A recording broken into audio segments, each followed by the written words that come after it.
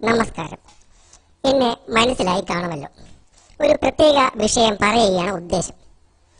പുതുതായി കണ്ടെത്തുന്ന മരുന്നുകൾ മനുഷ്യനുമേൽ പ്രയോഗിക്കുന്നതിന് മുമ്പ് ഞങ്ങളെയാണ് പരീക്ഷിക്കാറുള്ളത്. അത്തരത്തിൽ പ്രമേഹത്തിനെതിരെ കണ്ടെത്തുന്ന മരുന്നുകൾ ഞങ്ങളിൽ പരീക്ഷിക്കാൻ കഴിയില്ല. കാരണം ഞങ്ങൾക്ക് പ്രമേഹം ഉണ്ടെങ്കിലല്ലേ ആ മരുന്ന് കുത്തിവെച്ചിട്ട് കാര്യമുള്ളൂ. അതിനായി മനുഷ്യൻ ആദ്യം ഞങ്ങളിൽ പ്രമേഹം വരുത്തുന്നതിനായി മരുന്ന് കുത്തിവെക്കും. അതിനുശേഷമാണ് പ്രമേഹത്തിനെതിരെ കണ്ടെത്തിയ മരുന്ന് കുത്തിവെച്ച് ഫലമറിയുന്നത്. അങ്ങനെ ഞങ്ങളിൽ പ്രമേഹം ഉണ്ടാക്കാനായി ഉപയോഗിക്കുന്ന ഒരു രാസവസ്തുവാണ് അലോക്സിൻ. ഈ വിഷം കേരളീയർ നിത്യം അകത്താക്കുന്നു എന്ന് കേൾക്കുമ്പോൾ എന്തു തോന്നുന്നു?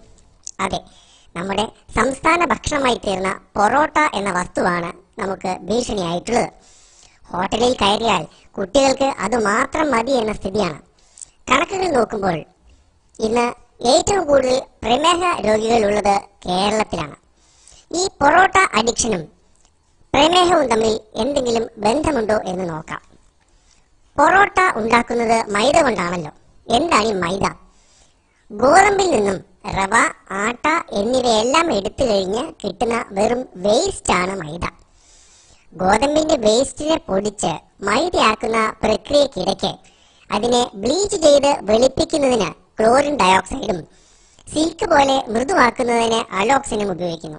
ഇത്തരത്തിൽ അലോക്സിൻ കലർന്ന മൈദ ഉപയോഗിച്ചുള്ള ഭക്ഷണങ്ങൾ കഴിക്കുമ്പോൾ അലോക്സിൻ ശരീരത്തിൽ കലരുകയും മനുഷ്യ ശരീരത്തിൽ ഇൻസുലിൻ ഉൽപ്പാദിപ്പിക്കുന്ന പാൻക്രിയാസിലെ ബീറ്റ സെല്ലുകളെ നശിപ്പിക്കുകയും ചെയ്യുന്നു.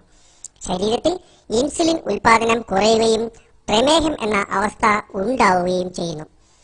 കേരളത്തിൽ പ്രമേഹ രോഗികൾ കൂടുന്നു എന്ന വാർത്ത കേട്ടു കാണുമല്ലോ. പോസ്റ്ററുകൾ ഒട്ടിക്കാനുള്ള പശയായി മാത്രം ഉപയോഗിക്കേണ്ട ഒരു സാധനം നമ്മൾ ആഹാരമാക്കിയിരിക്കുന്നു. ഉണർന്ന് ചിന്തിക്കേണ്ട കാലം അതിക്രമിച്ചിരിക്കുന്നു. പൊറോട്ടയ്ക്കെതിരെ നമുക്ക് ഒന്നിക്കാം. നന്ദി.